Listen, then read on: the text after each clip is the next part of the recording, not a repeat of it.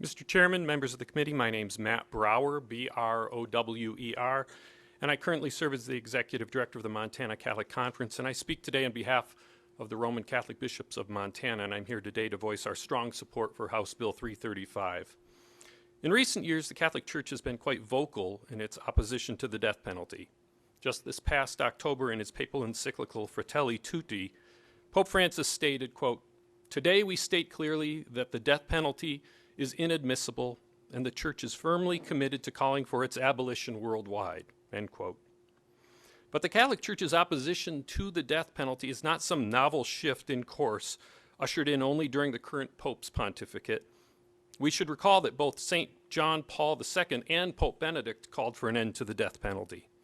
And beyond recent popes, the Church from the earliest centuries has had voices urging society to move in favor of life and against capital punishment, including St. Augustine, who in the year 412 advocated strongly against the death penalty during a trial of the murderers of two priests.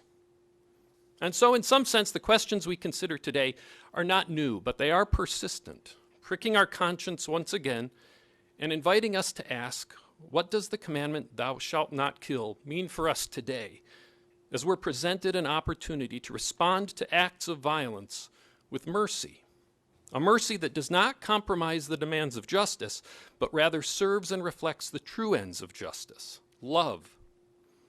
We need to ask ourselves, will executing those convicted of violent crime truly make our communities and families safer, more peaceful and loving, more just? When the headline in the local paper reads, "State executes so-and-so," how will that impact our kids? How will that impact us? Will we come to have a greater respect for the value of every human life and the sacredness of that gift? Jesus commanded his disciples to love one another as I love you.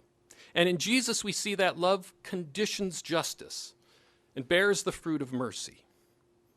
One could rightfully argue that there isn't enough justice in our world. But as hungry as we are to see justice exacted, we as a people are starving for true mercy.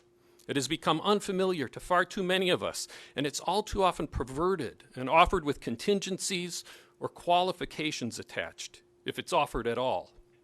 Mercy has, in a sense, been cast out of reach and comfortably reserved to God alone.